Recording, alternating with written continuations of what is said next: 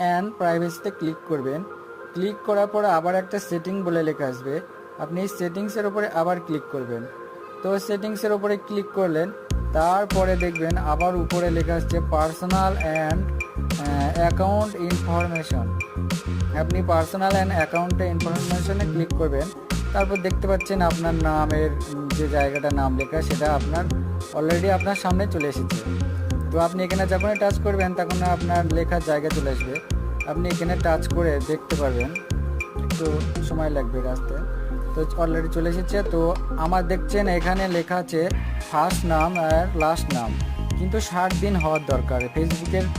আপনি যে নামটা চেঞ্জ করবে, কিন্তু আপনি হয়তো 60 দিন আগে চেঞ্জ করেছেন, কিন্তু 60 দিন আবার হয়ে গেছে, তাহলে আপনি চেঞ্জ করতে পারবেন।